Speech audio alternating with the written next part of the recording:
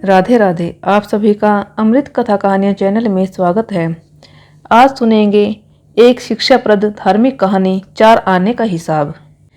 बहुत समय पहले की बात है। चंदनपुर का राजा बड़ा प्रतापी था। दूर दूर तक उसकी समृद्धि की चर्चाएं होती थी। उसके महल में सुख सुविधा की हर वस्तु उपलब्ध थी, पर फिर भी अंदर से उसका मन अशांत रहता था। वह बहुत से विद्वानों से मिला, लेकिन उसे किसी से कोई हल प्राप्त नहीं हुआ। उसे शांति नहीं मिली। एक दिन भेष बदलकर राजा अपने राज्य की सैर पर निकला। घूमते घूमते वह एक खेत के निकट से गुजरा। तभी उसकी नज़र एक किसान पर पड़ी।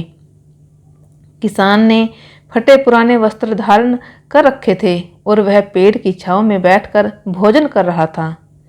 किसान के फटे पुराने वस्त्र देख राजा के मन में आया कि वह किसान को कुछ स्वर्ण मुद्राएं दे दे, ताकि उसके जीवन में कुछ खुशियां आ जाएं। राजा किसान के सम्मुख जाकर बोला, मैं एक राहगीर हूँ। मुझे तुम्हारे खेत पर ये 4 स्वर्ण मुद्राएं गिरी मिली। चूंकि यह खेत तुम्हारा है, इसलिए ये मुद्राएं तुम ही रख लो।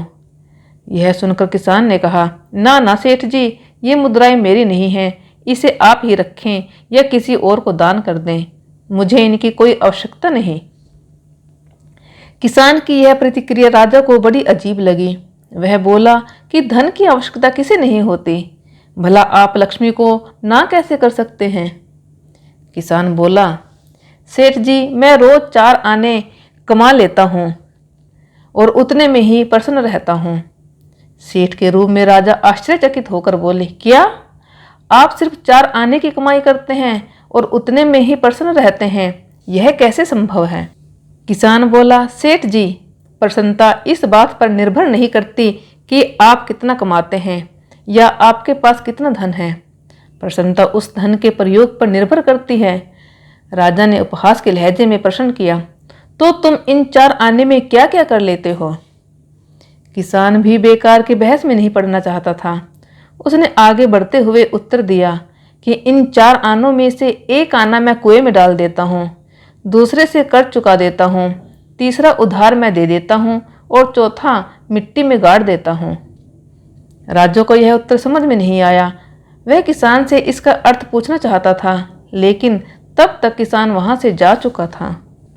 राजा ने अगले दिन ही सभा बुलाई और पूरे दरबार में कल की घटना कह सुनाई और सबसे किसान के उस कथन का अर्थ पूछने लगा।